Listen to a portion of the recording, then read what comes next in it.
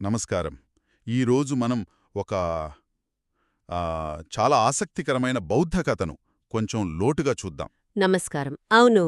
ఇది సుధమ్మ అనే ఒక భిక్షువు గురించి, ఇంకా చుత్తుడు అనే ఒక గొప్ప గృహస్థ భక్తుడి గురించి. ఉమ్, మన దగ్గర ఒక ధర్మప్రసంగం ఆడియో ఉంది, అలాగే కొంత వ్రాతపూర్వక ఆధారం కూడా ఉంది. అవును. వీటి సాయంతో ఈ కథలో ఉన్న ముఖ్యమైన విషయాలు అంటే అహంకారం, క్షమాపణ, నిజమైన నమ్మకం ఇలాంటి పాఠాలను అర్థం చేసుకోవడానికి ప్రయత్నిద్దాం, సరేనా? తప్పకుండా. ఈ కథలో మనిషిలో ఉండే కొన్ని బలహీనతలు అంటే అహంకారం, అసూయ లాంటివి ఎలా సమస్యలకు దారితీస్తాయో, హ్మ్, మరి క్షమాపణ ఎంత ముఖ్యమో చాలా తెలుస్తుంది. ఇంకో విషయమేంటంటే కేవలం నియమాలు పాటిస్తే సరిపోదు, అసలైన నైతిక గుణాలు ఉండాలి అనే తేడా కూడా ఇందులో కనిపిస్తుంది. అవును. ఆ పాత్రల ప్రవర్తన, వాళ్ళ ఆధ్యాత్మిక ప్రయాణం ఎలా మారుతుందో చూడటం చాలా ఆసక్తికరంగా ఉంటుంది కదా. నిజమే. సరే, కథలోకి వెళ్తే ఇది మచ్చికాసండ అనే నగరంలో మొదలవుతుంది. మచ్చికాసండ. అవును. అక్కడ చిత్తుడు అనే ఒక ధనవంతుడు, గొప్ప విశ్వాసమున్న గృహస్థుడు ఉండేవాడు. ఉమ్, ఒకరోజు అతను భిక్షాటన చేస్తున్న మహానామా అనే పూజ్య భిక్షువుని చూశాడు. ఆయన నడవడిక చూసి చాలా ఇంప్రెస్ అయ్యాడు. అవును. ఆయన ప్రశాంతత చూసి ముగ్ధుడై తన ఇంటికి ఆహ్వానించి భిక్ష సమర్పించాడు. ఇక్కడ చిత్తుడి శ్రద్ధ, గౌరవం కనిపిస్తున్నాయి. అవును. కేవలం భిక్ష ఇవ్వడమే కాదు, ఆ మహానామ భిక్షువు చెప్పిన ధర్మాన్ని కూడా చాలా శ్రద్ధగా విన్నాడు. ఆ వినడం వల్ల ఎంత మార్పొచ్చిందంటే, విన్న వెంటనే అతను సూతాపత్తి ఫలాన్ని పొందాడు. సూతాపత్తి ఫలం అంటే అది మొదటి మార్గఫలం కదా. బౌద్ధ మార్గంలో అది చాలా ముఖ్యమైన దశ. ఖచ్చితంగా. అతను ఇక సంసార ప్రవాహంలో పూర్తిగా పడిపోకుండా ముక్తి మార్గంలోకి ప్రవేశించాడన్మాట. అంత త్వరగా ఆ స్థాయికి రావడమంటే అతని పూర్వజన్మల పుణ్యం బలమైన పారమి అంటారు కదా. అవునవును. అతనిలో అప్పటికే ఉన్న పరిపక్వత అది. ఈ అనుభవంతో అతని విశ్వాసం ఇంకా పెరిగింది. హ్మ్, వెంటనే అతను తన అందమైన తోట, అంబట్టక అనే మామిడి తోట. అవును, దాన్ని భిక్షు సంఘం కోసం ఆశ్రమంగా ఇవ్వాలని నిర్ణయించుకున్నాడు. కేవలం నిర్ణయమే కాదు, ఆ ఇచ్చిన విధానం కూడా. అంటారు కదా, చాలా గొప్పగా ఉంది. అతను నీళ్లు చేతిలో పోసుకుని, హ్మ్, సంఘానికి తోట ఇస్తున్నాను, బుద్ధుని శాసనమిక్కడ గట్టిగా నిలవాలి హ్మ్. అని సంకల్పం చెప్పగానే భూమి కంపించిందట. అలా బౌద్ధ గ్రంథాల్లో రాసింది. అవును, ఈ భూకంపం ఆ దానం యొక్క గొప్పతనాన్ని, చిత్తుడి సంకల్ప బలాన్ని సూచిస్తుంది. గొప్ప పుణ్యకార్యాలు జరిగినప్పుడు ఇలా ప్రకృతి స్పందిస్తుందని బౌద్ధంలో నమ్మకం. ఆ తోటలో అతను అంబాతక విహార అనే గొప్ప ఆశ్రమాన్ని కూడా కట్టించాడు. అవును, అంబాతక విహార. నలుమూలల నుండి భిక్షువులు వచ్చి అక్కడుండేవారు. అయితే అక్కడే సుధమ్మ అనే ఒక భిక్షువు మాత్రం స్థిరంగా నివాసముండేవాడు. ఇక్కడే సుధమ్మ ఎంట్రీ అనమాట. అవును. ఇదిలా ఉండగా కొంతకాలం తర్వాత బుద్ధుని ఇద్దరు ప్రధాన శిష్యులు సారెపుత్త, మొగ్గల్లాన. అవును, వాళ్ళు చిత్తుడి గొప్ప గుణాల గురించి, దానధర్మాల గురించి విని అతన్ని కలవడానికి మచ్చికాసండకు వచ్చారు. వాళ్లతో పాటు దాదాపు 1000 మంది భిక్షువులు కూడా ఉన్నారట. పెద్ద సమూహం. అంతే చిత్తుడి కీర్తి అంత దూరం పాకిందన్నమాట. అతను వాళ్లు వస్తున్నారని విని చాలా సంతోషించాడు. వాళ్లకి స్వాగతం చెప్పడానికి ఊరి బయటకు దాదాపు 8 మైళ్లు నడిచి వెళ్లాడట. బాబోయ్, 8 మైళ్లు! అతని వినయం, సంఘం పట్ల గౌరవం ఇక్కడ కనిపిస్తున్నాయి. నిజంగా. ఆ రోజు రాత్రి ఆ ప్రధాన శిష్యులు ధర్మోపదేశం చేశారు. అది విని చిత్తుడు ఇంకో మెట్టు పైకెక్కాడు. అనాగామి ఫలాన్ని పొందాడు. అవును, అనాగామి, 3వ మార్గఫలం. అతనిక కామలోకాలకు తిరిగి రాడు. గృహస్థుగా ఉంటూనే ఇంత ఉన్నత స్థాయికి చేరడం, ఇది నిజంగా చాలా అసాధారణం. అతని విశ్వాసం, సాధన అలాంటివి. చాలా సంతోషించిన చిత్తుడు మరుసటి రోజు ఆ 1000 మంది భిక్షువులను, 2 ప్రధాన శిష్యులను తన ఇంటికి భోజనానికి దానానికి పిలిచాడు. సరే, అందర్నీ పిలిచాక అప్పుడు అక్కడే ఉంటున్న సుధమ్మ భిక్షువు దగ్గరకు వెళ్ళాడు. వెళ్ళి, పూజ్యులారా, రేపు ప్రధాన శిష్యులు మిగతా భిక్షువులతో పాటు మీరు కూడా దయచేసి మా ఇంటికి భోజనానికి రండి అని వినయంగానే ఆహ్వానించాడు. ఇక్కడే కథ మలుపు తిరిగింది. అవును, ఇక్కడే అసలు సమస్య మొదలైంది. ఇక్కడే అహంకారం, మానం అంటారు గదా, అది బయటపడింది. సుధమ్మ ఆ ఆశ్రమంలో పర్మనెంట్గా ఉంటున్న తనను చివరగా గెస్ట్లతో పాటు కలిపి పిలవడం అవమానంగా ఫీలయ్యాడు. అవును, నేనిక్కడే వాణ్ణి, ముందు నన్నడగాలి, తర్వాత ఈ కొత్తగా వచ్చిన వాళ్లను పిలవాలి, నన్ను తక్కువ చేశాడు ఈ గృహస్థుడు అని అనుకున్నాడు. అంటే నేను నా ఇంపార్టెన్స్ అనే భావన చాలా బలంగా ఉందన్నమాట. ఇదొక రకంగా నా ఆశ్రమం, నా భక్తుడు అనే తృష్ణ కూడానా? ఆ పట్టుదల? ఖచ్చితంగా అదే. ఆ మానం, ఆ తృష్ణ కలిసి అసూయకు దారితీశాయి. దాంతో చిత్తుడి ఆహ్వానాన్ని తిరస్కరించాడు. ఓ చిత్తుడు మళ్ళీ మళ్ళీ బ్రతిమాలాడు, అలా అనకండి స్వామీ, రండీ అని. కాని సుధమ్మ, నేను రాను, నీ ఇష్టం అని మొండికేశాడు. భిక్షువుగా నియమాలు పాటిస్తున్నా సరే లోపల ఈ అహంకారం, అసూయ లాంటివి ఉన్నాయి. అవి బయటపడ్డాయి. అవును. సరే, మరుసటి రోజు ఉదయం భోజనానికి వెళ్ళలేదు కాని సుధమ్మ చిత్తుడింటికి వెళ్ళాడు. ఎందుకంటే ఈయన అంత గొప్పగా వచ్చిన చీఫ్ డిసైపుల్స్కు ఏం వండిపెట్టాడో చూద్దామని. కొంచెం కుతూహలం, కొంచెం విమర్శనా దృష్టితో వెళ్ళాడు. అక్కడ చూస్తే ఏర్పాట్లు అద్భుతంగా ఉన్నాయి. అవును. పాలు, పెరుగు, నెయ్యి, తేనె, చక్కెరలతో చేసిన రకరకాల వంటకాలు అన్నీ ఉన్నాయి. ఇదంతా చూసి ఏదో ఒక లోపం పట్టాలని సుధమ్మ. ఏదో ఒకటి అన్నాలి అని. గృహస్థుడా, నీ దానమంతా బాగుంది కాని ఒక్కటి మాత్రం తక్కువైంది. చిత్తుడు ఆశ్చర్యపోయి, అయ్యో ఏమిటది పూజ్యులారా అని అడిగాడు. అప్పుడు సుధమ్మ, నువ్వుల పిండితో చేసిన కేక్, సెసమీ కేక్ అన్నాడు. నువ్వుల కేక? అది కావాలనే అన్నట్టుంది కదా, ఎందుకంటే అది సాధారణంగా పెట్టరు, అక్కడ దొరకదని తెలిసి కూడా. అవును. అతని ఉద్దేశం చిత్తుడికి అర్థమైపోయింది. సుధమ్మ అసూయ, ఈ అనవసర విమర్శ చూసి చిత్తుడు కొంచెం స్ట్రాంగ్గానే, పూజ్యులారా, మీ మాటలు కాకి అరుపుల్లా ఉన్నాయి, అనవసరంగా నిందిస్తున్నారు అని అన్నాడు. అంటే కాకిలా కర్కశంగా మాట్లాడుతున్నారు అని. అవును. సుధమ్మ మాటలు కారణం లేకుండా కఠినంగా ఉన్నాయని పోల్చాడు. ఆ మాటతో సుధమ్మ అహంకారం ఇంకా రెచ్చిపోయింది. అవును. నన్నే అంటావా? ఇది నీ ఇల్లు, నీ ఆశ్రమం, నేనిక్కడి ఉంటను, నీ ఆశ్రమం బాధ్యత నాది కాదు అని కోపంగా అరిచి ఆశ్రమం నుండి బయటకు నడిచాడు. చిత్తుడు ఆపడానికి చూసినా వినలేదు. నేరుగా జీతవనానికి వెళ్ళిపోయాడు, బుద్ధుడి దగ్గరకు. అవును. అక్కడికి వెళ్లి బుద్ధునితో జరిగినదంతా చెప్పాడు. బహుశా చిత్తుడే తనను అవమానించాడన్నట్టు కంప్లైంట్ చేసుకుంటాడు. కాని బుద్ధుడు సర్వజ్ఞుడు గదా, ఆయనకు అసలు విషయం తెలిసింది. అందుకే బుద్ధుడు సుధమ్మనే మందలించాడు. సుధమ్మ, నువ్వు తప్పు చేశావు. చిత్తుడు చాలా గొప్ప విశ్వాసి, అనాగామి స్థాయి భక్తుడు. అలాంటి వాడిపట్ల అమర్యాదగా ప్రవర్తించావు. అతని దాతృత్వాన్ని అవమానించావు. నీలోని అహంకారమే కారణం. సంఘం నీతో సంబంధం పెట్టుకోదు అని చెప్పి దీన్నే పత్తని కూజిన కమ్మమంటారు.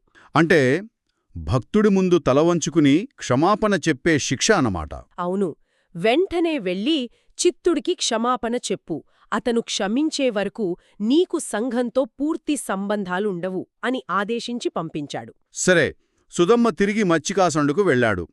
చిత్తుడిని క్షమాపణ అడిగాడు. కాని చిత్తుడు క్షమించలేదు.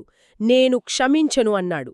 బహుశా సుధమ్మ అడగడంలో ఇంకా పూర్తి వినయం లేదేమో, లేదా ఆ సంఘం విధించిన కమ్మం గురించి చిత్తుడికి సరిగ్గా తెలియదేమో. మళ్ళీ సుధమ్మ బుద్ధుడి దగ్గరికి వెళ్ళాడు. బుద్ధుడికి తెలుసు చిత్తుడు క్షమిస్తాడని. కాని సుధమ్మలో అహంకారం పూర్తిగా పోవాలి, నిజమైన పశ్చాత్తాపం కలగాలి అని రెండోసారి కూడా పంపించాడు. అప్పుడు కూడా చిత్తుడు క్షమించలేదా? క్షమించలేదు. అంటే సుధమ్మలో ఆ నేను అనే భావం ఇంకా బలంగా ఉందనే బుద్ధుడు గ్రహించారు. అవును. అందుకే మూడోసారి పంపే ముందు బుద్ధుడు సుధమ్మకు బాగా హితబోధ చేశాడు. అతనిలోని బలహీనతల గురించి, ఆ అహంకారం, అసూయ, అధికారం మీద ఆశ, గుర్తింపు కోరిక, ఇది నాది అనే ఆ తృష్ణ, వీటి గురించి వివరించాడు. దమ్మపదలోని 2 గాథలు కూడా చెప్పారు గదా? అవును. 73, 74 గాథల సారాంశం. అర్హత లేకపోయినా గౌరవం, లీడర్షిప్, ఆశ్రమాలపై పెత్తనం, ఇతరుల పూజలు కోరుకోవడం, అజ్ఞాని లక్షణం, అంతా నేనే చేశానని అందరూ తెలుసుకోవాలి, ప్రతి చిన్న విషయంలో నామాటే నడవాలి అనుకోవడం మూర్ఖపు భిక్షు ఆలోచన. ఇది కోరికను, అహంకారాన్ని పెంచుతుంది తప్ప విముక్తికి దారితీయదు. ఈ మాటలు ఇవి సుధమ్మపై బాగా పనిచేశాయన్నమాట. అవును. అతని కళ్ళు తెరుచుకున్నాయి. తన తప్పు పూర్తిగా తెలిసింది. అహంకారం పోయి వినయమొచ్చింది. అతనిలో మార్పొచ్చిందని గ్రహించిన బుద్ధుడు ఈసారి సంఘనియమం ప్రకారం ఇంకో భిక్షువును తోడుగా ఇచ్చి పంపించాడు. సంఘం తరపున క్షమాపణ కోరడం దాని ఉద్దేశం. ఈసారి సుధమ్మ ఆ తోటి భిక్షువుతో కలిసి వెళ్లి చాలా వినయంగా చిత్తుడి పాదాలకు నమస్కరించి క్షమాపణ అడిగాడు. అప్పుడు చిత్తుడు, చూడండి ఎంత వినయంగా ఉన్నాడో. పూజ్యులారా, సంఘం ఆదేశిస్తే నేను తప్పక క్షమిస్తాను. సంఘం మిమ్మల్ని క్షమించమని నన్నడుగుతోంది కాబట్టి నేను మిమ్మల్ని క్షమిస్తున్నాను. ఒకవేళ నా వల్ల మీకేదైనా బాధ కలిగి ఉంటే నన్ను కూడా క్షమించండి అని చెప్పాడు. ఆహా, ఇద్దరూ పరస్పరం క్షమించుకున్నారు. ఎంత బాగుంది! అవును, ఈ సంఘటన సుధమ్మ జీవితంలో ఒక టర్నింగ్ పాయింట్. అతను బుద్ధుని ఉపదేశాన్ని సీరియస్గా తీసుకుని బాగా సాధన చేశాడు. తనలోని అహంకారం, అసూయలాంటి మాలిన్యాలను పూర్తిగా తీసేసుకుని చివరికి అర్హత ఫలాన్ని పొందాడు. అంటే సంపూర్ణ విముక్తి. ఒకప్పుడు అంత అహంకారంగా ఉన్న భిక్షువు ఇప్పుడు అర్హతుడుగా మారాడు. అద్భుతం. నిజంగా. సరే, సుధమ్మ కథ అలా ముగిసింది. మరి చిత్తుడి కథ? అది మరోలా కొనసాగింది కదా. అవును, చిత్తుడు అనుకున్నాడు, నేను బుద్ధుణ్ణి చూడకుండానే సోతాపత్తి, అనాగామి ఫలాలను పొందాను. అలాంటి గొప్ప వ్యక్తిని నేను తప్పకుండా చూడాలి అని. చూడాలని నిశ్చయించుకున్నాడు. ఒక పెద్ద యాత్రకు రెడీ అయ్యాడు. ఊహించండి, 500 బండ్ల నిండా దానవస్తువులు, నెయ్యి, నూనె, బియ్యం, బట్టలు, మందులు అన్నీ. 500 బండ్ల? అతనితో పాటు 500 మంది భిక్షువులు, 500 మంది భిక్షుణులు, 500 మంది ఉపాసకులు, 500 మంది ఉపాసికలు, మొత్తం 2000 మంది. వావ్! ఇదొక యాత్ర కాదు, ఒక పెద్ద ఊరేగింపులా ఉంది. నెల రోజుల ప్రయాణవది కదా. దారిలో వాళ్లకి ఆహారం, వసతి ఎలా? అదే అసలు మిరాకిల్. చిత్తుడి పుణ్యబలం అంత గొప్పది. దారిలో దేవతలు, మనుషులు అన్నీ వాళ్లకి సమకూర్చారు. అతను తెచ్చిన 500 బండ్లలో ఒక్క వస్తువు కూడా వాడాల్సిన పని రాలేదట. అంటే అవసరం రాలేదా? రాలేదు. అవి ఎప్పటికప్పుడు నిండుతూనే ఉన్నాయి. చిత్తుడొస్తున్నాదని బుద్ధుడు ఆనందునికి ముందే చెప్పారట కదా. అతను రాకతో అద్భుతాలు జరుగుతాయని కూడా. అవును, వాళ్లు జేతవనానికి దగ్గరవుతున్నప్పుడు ఆకాశం నుండి దేవతలు మోకాళ్ల లోతు పూలవర్షం కురిపించారట. పూలవర్షమా? మళ్ళీ భూమి కంపించింది. అంతటా సాధు సాధు అని జయజయధ్వానాలు. ఇదంతా చిత్తుడి పుణ్యం, అతని విశ్వాసం, దానగుణానికి దేవతలు కూడా ఇచ్చిన గౌరవం అన్నమాట. ఖచ్చితంగా. అతను జేతవనంలో 1 నెల రోజులు ఉన్నాడు. బుద్ధునికి, సంఘానికి గొప్పగా దానధర్మాలు చేశాడు. ఆ 1 నెల రోజులు కూడా అతను తెచ్చిన వస్తువులు తరగలేదు. దేవతలు, వేరే భక్తులు వాటిని నింపుతూనే ఉన్నారు. వెళ్ళేటప్పుడు ఆ వస్తువులన్నీ అక్కడే దానం చేసేసి వెళ్ళాడు. బుద్ధుడు కూడా ఇలాంటి మంచి గుణాలున్న వ్యక్తికి ఎక్కడికి వెళ్ళినా దేనికి లోటుండదు, వాళ్ల పుణ్యమే వాళ్లను కాపాడుతుంది అని చెప్పారట. అవును, చిత్తుడి కథ అతని విశ్వాసం, దాతృత్వం ఎంత ఫలితాన్నిస్తాయో చూపిస్తుంది. సరే, ఇప్పుడు ఈ కథ నుండి మనం నేర్చుకోవాల్సిన కొన్ని ధర్మ విషయాలు కొంచెం లోతుగా చూద్దామా? ముఖ్యంగా ఆ ధర్మ ప్రసంగంలో చెప్పినట్లు. తప్పకుండా. ఒక ముఖ్యమైన పాయింట్ ఏంటంటే, అధికారం లేదా ఒక స్థానం వచ్చినప్పుడు దానికి తగ్గట్టు మనలో అంతర్గత పరిపక్వత లేకపోతే అహంకారం, అసూయ పెరిగే ప్రమాదముంది. సుధమ్మ విషయంలో అదే జరిగింది. అవును, ఇది నా ఆశ్రమం, వీళ్లు నా భక్తులు అనే ఆ తృష్ణ, అంటే ఆ పట్టుదల, ఆ క్రేవింగ్, అది అహంకారానికి దారితీసింది. ఆ అహంకారం మళ్ళీ కోపానికి, దోస కారణమైంది. అంటే సమస్యలన్నిటికీ మూలం ఈ పట్టుకొని ఉండటమే అన్నమాట. ఆ హోల్డింగ్ ఆన్, క్లింగింగ్, దాన్ని వదిలేస్తే, లెటింగ్ గో చేస్తే ప్రశాంతత. అవును, మన రోజువారీ జీవితంలో కూడా అంతే కదా. నాది అని ఎంత గట్టిగా పట్టుకుంటే అంత ఎక్కువ బాధ. తృష్ణ 0 అయితే బాధ 0. చాలా ప్రాక్టికల్ సూత్రం ఇది. చాలా బాగా చెప్పారు. ఇంకో ముఖ్యమైన విషయం ఏంటంటే, కేవలం బయట నియమాలు పాటించడం వేరు, ట్రైనింగ్ శీల, నిజమైన నైతిక గుణాన్ని రియల్ శీలా కలిగి ఉండటం వేరు. ఆ తేడా ఏంటి? చూడండి, సుధమ్మ భిక్షువుగా నియమాలన్నీ పాటిస్తున్నాడు, కాని అతన్లో వినయం, గౌరవం, క్షమ ఇలాంటి అసలైన శీల గుణాలు లేవు. అదే చిత్తుడు గృహస్థ అయినా అతన్లో గొప్ప నైతికత, విశ్వాసం, దానమున్నాయి. అందుకే అతను ఆధ్యాత్మికంగా అంత పైకి వెళ్లాడు. అంటే కేవలం తెలుసుకోవడం కాదు, ఆచరణలో పెట్టడం ముఖ్యం. ఆ గుణాలను మనస్సులో పెంచుకోవడం ముఖ్యం. సుధమ్మకు జ్ఞానముంది కాని ప్రవర్తనలో లోపం. చిత్తుడికి ఆచరణలో పరిణితుంది. అవును, పరిస్థితులకు తగ్గట్టు మారగలగడం, ఫ్లెక్సిబిలిటీ, సామరస్యాన్ని కాపాడటం ఇవి కూడా ముఖ్యమే. ఇంకా ముఖ్యంగా అనత్త భావన. అనత్త అంటే అనాత్మ, నాన్ సెల్ఫ్. దాని గురించి చెప్పండి. నేను, నాది అనే భావన బలంగా ఉన్నప్పుడే సుధమ్మలాగా నాకు ప్రాముఖ్యత ఇవ్వలేదు అని బాధపడతాం. కాని మన శరీరం, మన ఆలోచనలు, మన పదవులు, మన ఆస్తులు ఇవేవీ శాశ్వతం కాదు, నిజంగా మనవి కావు అని అర్థం చేసుకుంటే వాటిమీద పట్టుదల తగ్గుతుంది. అప్పుడు వాటిని కాపాడుకోవాలనే తాపత్రయం, వాటివల్ల వచ్చే అహంకారం, వాటికేదైనా అయితే వచ్చే బాధ అన్నీ తగ్గుతాయి. పరిస్థితులు మనకు నచ్చకపోయినా సరే ఇదిలా ఉంది అని యాక్సెప్ట్ చేసే శక్తి వస్తుంది. ఆ ప్రసంగంలో నీవరణాల గురించి కూడా చెప్పారు కదా, మనసులోని అశుద్ధతలు, అవి మనల్ని సరిగ్గా ఆలోచించనీయవు అని. అవును, 5 నీవరణాలు: కామచ్ఛంద్, వ్యాపాదం, థీనమిద్ధం, ఉద్ధచ్చకుక్కుచ్చం, విచికిచ్చ. సుధమ్మలో ఆ వ్యాపాదం, ఉద్ధచ్చం బలంగా కనిపించాయి కదా, అహంకారంతో కూడిన కోపం, అశాంతి. ఖచ్చితంగా. ఈ నీవరణాలు మన విచక్షణను కప్పేస్తాయి. అందుకే బుద్ధుని మాటలు విన్నా సుధమ్మకు వెంటనే తప్పు తెలియలేదు. ఎప్పుడైతే బుద్ధుని ఉపదేశం, సాధన వల్ల ఆ నీవరణాలు కొంచెం తగ్గాయో అప్పుడు అసలు విషయం అర్థమైంది, పశ్చాత్తాపం కలిగింది. కాబట్టి వినడం, చదవడం ఒకెత్తైతే దాన్ని మననం చేసుకుని, సాధన చేసి, మనసును శుద్ధి చేసుకుని, ఆ తర్వాత దాని ఆచరణలో పెట్టడం, ముఖ్యంగా కష్ట సమయాల్లో, మన ఈగో దెబ్బతిన్నప్పుడు, అదే అసలైన ఆధ్యాత్మికతనమాట. సరిగ్గా అదే.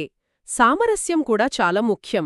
సంఘంలో అయినా, ఇంట్లో అయినా, పనిచేసే చోటైనా అందర్నీ సమానంగా చూడటం, పెద్దలను గౌరవించడం, గొడవలు వచ్చినప్పుడు కొంచెం తగ్గడానికి సిద్ధంగా ఉండటం, ఇవన్నీ అవసరం. సుధమ్మ మొదట పెద్దలైన ప్రధాన శిష్యులను గౌరవించలేదు. చిత్తుడు క్షమించడంలో సంఘం ఆదేశాన్ని గౌరవించాడు, తన వినయాన్ని చూపించాడు. అవును. ఈ కథ మొత్తం విన్న తర్వాత సుధమ్మ మార్పు అహంకారం నుండి అర్హత వరకు, అది నిజంగా ఇన్స్పైరింగ్. అలాగే చిత్తుడి నిలకడైన విశ్వాసం, ఆ దానగుణం, వినయం, అవి అంతే అద్భుతం. గృహస్థుగా ఉంటూ కూడా అంత ఉన్నత స్థితికి చేరడం. మొత్తంగా చూస్తే మన లోపలి గుణాలే, మన విశ్వాసం, వినయం, దాతృత్వం కావచ్చు, లేదా మన అహంకారం, అసూయ కావచ్చు, అవే మన జీవిత అనుభవాలను, మన స్పిరిచువల్ జర్నీని బాగా ప్రభావితం చేస్తోందనిపిస్తోంది. ఇది నిజంగా మనందరం ఆలోచించాల్సిన విషయం. మన రోజువారీ జీవితంలో కూడా చిన్న చిన్న గొడవలు, అభిప్రాయ భేదాలు వస్తూనే ఉంటాయి. ఇంట్లో, ఆఫీస్లో, స్నేహితులతో. అవును. అలాంటి సమయాల్లో మనలో కూడా సుధమ్మలో కనిపించిన అహంకారం, అసూయ లాంటివి ఏమైనా కనిపిస్తున్నాయా? మనల్ని మనమెంతవరకు గమనించుకుంటున్నాం? ఎదుటివారి స్థానంలో ఉండి ఆలోచించగలుగుతున్నామా? మంచి ప్రశ్న. క్షమించడానికి, అవసరమైతే క్షమాపణ అడగడానికి సిద్ధంగా ఉంటున్నామా? మన పనుల వెనుక అసలు మోటివేషనేంటి? నిజంగా సేవ చెయ్యాలనా, లేక పేరు కోసమో పెత్తనం కోసమో చేసే అహంకారమా? ఈ ప్రశ్నలు మనల్ని మనం వేసుకుని ఈ కథలోని పాఠాలను అప్లై చేసుకోవడం మన ఎదుగుదలకు చాలా ఉపయోగపడుతుంది.